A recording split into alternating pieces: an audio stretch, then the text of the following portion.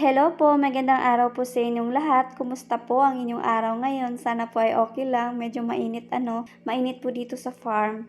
At kanina po ay nag-ani kami ng mga talong. Ayan, nakakatuwa po kasi marami pa rin po siyang bunga. O di ba nakwento ko dun sa inyo na talagang ito po ay inuuod pati yung kanyang ugat. At meron pa naman pong nabuhay. Hindi po lahat namatay. At ayan po, ang dami niya pong bunga ngayon. Kaya talagang ako po ay nagpapasalamat sa ating Panginoon sa lahat po ng kanyang mga biyayang ipinagkaloob niya dito sa aming farm. At talaga naman pong ayan, nakapag-ani pa kami. O di ba, medyo marami siyang bunga ngayon. Kaso nga lang po, talagang pagpipilian pa po yan kasi yung iba po talagang may uod sa loob ng bunga niyan at hindi naman po masayang yan kasi meron naman po kaming mga manok.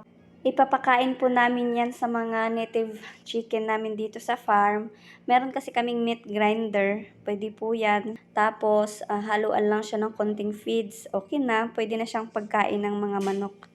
Hindi ko po ito ibebenta yung aming mga naani ngayon kasi kokonti lang po yan. Alanganin pag ibenta. Kaya pangkain lang po yan. Ipamimigay ko po yung iba. Ayan, para share your blessings nga ika nga, diba? Kasi ang sabi nga nila, pag ikaw daw po ay hindi madamot, ay talagang mas marami pa daw blessings na darating sa buhay mo. Kaya talagang, ayan, mamimigay po tayo. Hindi po tayo magdamot kasi medyo, ayan, marami din naman siya. Kaya ako rin po ay nagpapasalamat kay Auntie Victoria sa pagtanim niyan, ang sipag po niya.